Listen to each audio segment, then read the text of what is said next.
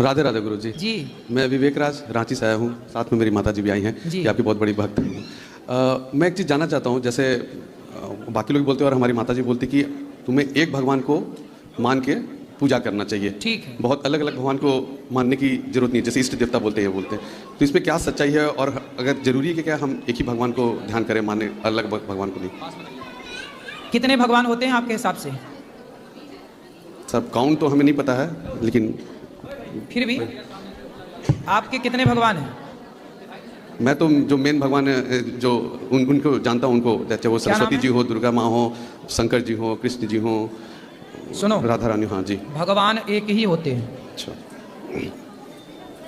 देवता बहुत होते हैं। देवता 33 कोटि हैं। कोटि का अर्थ प्रकार करो या करोड़ करो, ठीक है। देवता 33 करोड़ होते हैं। भगवान एको ब्रह्म द्वितीयो नास्ति, ईश्वर एक है। उन एक का नाम है भगवान श्रीमन नारायण। वही है राम, वही है कृष्ण, वही है शंकर, शंकर जी ही हैं हनुमान जी। वही हैं, कोई अलग अलग अलग अलग भगवान नहीं है।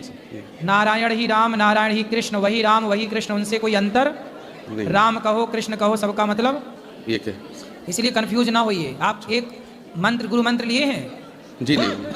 जब गुरु मंत्र लेंगे तो गुरु जी इष्ट देंगे, उन्हीं की उपासना करना। इष्ट गुरु ही देते हैं। अच्छा महाराज जी, एक चीज़ और सवाल है। जैसे लोग बोलते हैं कि जो भी संसार में हो रहा है वो भगवान की मर्जी से हो रहा है ना? तो मैं जो भी कर्म कर रहा हूँ या जो भी हो रहा है सब, तो क्या, और लोगों का कहना है कि आप केवल भगवान का ध्यान करो तो सब अच्छा होगा, शुभ होगा।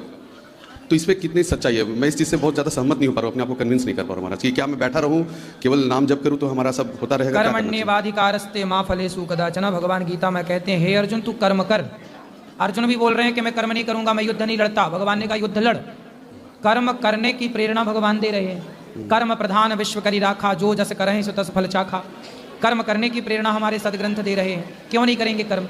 काम करो, अच्छे कर्म करो। काम करते हुए भगवान का स्मरण करो। जैसे एक माँ काम करती रहती है पर अपने पुत्र को याद रखती है। छोटा बच्चा रो तो नहीं रहा है, कहीं कोई दिक्कत तो नहीं है उसे, काम करेगी पर पूरा ध्यान बच्चे की तरफ रहेगा, माँ का।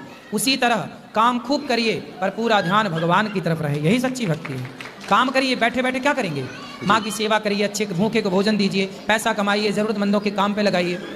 काम तो करना ही पड़ेगा ना, ऐसे निठल्ले होकर कब तक बैठेंगे? फिर उसमें कभी काम आप कर रहे हो लेकिन कभी कोई काम सफल हो रहा है, कुछ असफलता आ रही है, दिक्कत हो रही है, उसका क्या उपाय है? वो देखो, असफलता क्या होती है? हमारे काम को हम ठीक तरीके से ना करें तो ठीक तरीके से ना करने को ही असफलता कहते हैं। हमें जैसा करना था हमने वैसा नहीं किया, समाज को जैसा चाहिए था हमने वैसा नहीं किया, तो समाज की और अपनी नज़र में हम असफल हैं। लेकिन कोई बात नहीं, यदि बच्चा चलना सीखता है तो वो गिरता तो है कि नहीं? यदि ना गिरे तो क्या कोई भी बच्चा धरती का चलना सीखेगा? आप भी जब चलना सीखे थे पहली बार बचपन में तो आप 100 बार गिरे होंगे जी, कई बार गिरे होंगे, पर चलने के लिए आप फिर भी खड़े हुए और चलते गए, आज आप दौड़ रहे हैं। बस यही है ना कि आप एक बार असफल हुए, 2 बार असफल हुए, 3 बार असफल हुए, 4 बार असफल हुए। असफलताएं भी बहुत कुछ सबक देती हैं, इसलिए असफलता को सीढ़ी बनाकर सफलता तक पहुंचिए। असफल है तब आपने सफलता के प्रयास ही छोड़ दिए, तब तो आप फाइनली असफल हैं। लेकिन जो व्यक्ति 99 बार असफल होकर 100वीं बार सफल होने का प्रयास कर रहा है, उसे आप असफल नहीं कह सकते, क्योंकि वो अभी भी प्रयासरत है, वो सफल होगा। अब असफलताएं परेशान तब करती हैं जब आप सफलता का जुनून छोड़ देते हैं। गिरता है बच्चा, फिर चलता है, दौड़ता है। हम भी गिरेंगे, चलेंगे, गिरेंगे, यही तो जीवन है जी।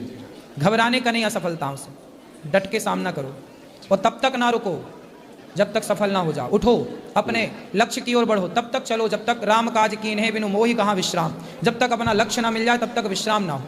ये दास अनिरुद्ध देखो, हम 8 घंटे नहीं सोते, 7 घंटे, कभी 6 घंटे, कभी 5 घंटे सोते हैं, बाकी टाइम काम करते हैं।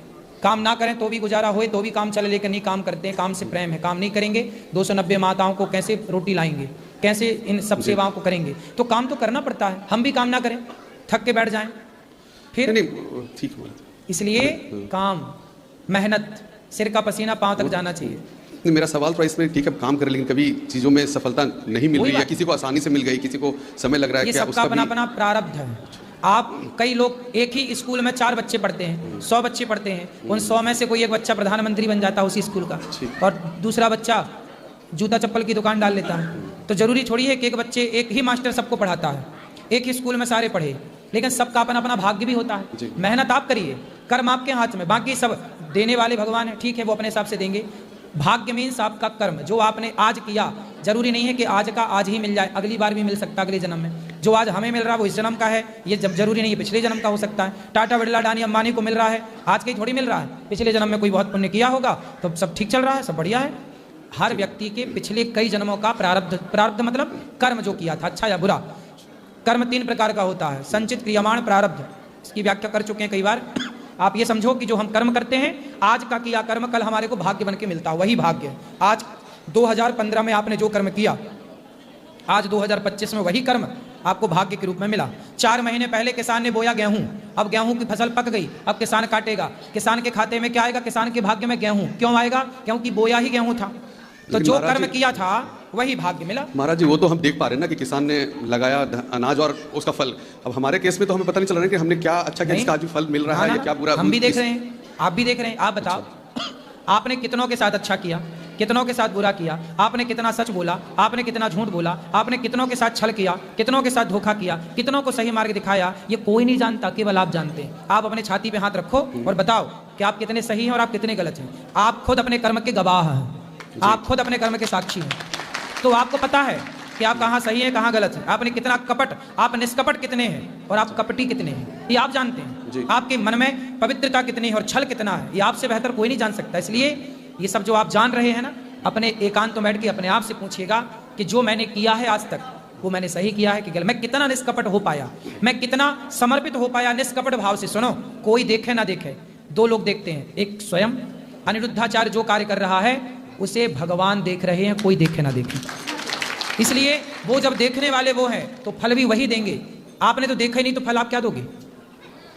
इसलिए एक आप और एक वो, तीसरा कोई नहीं।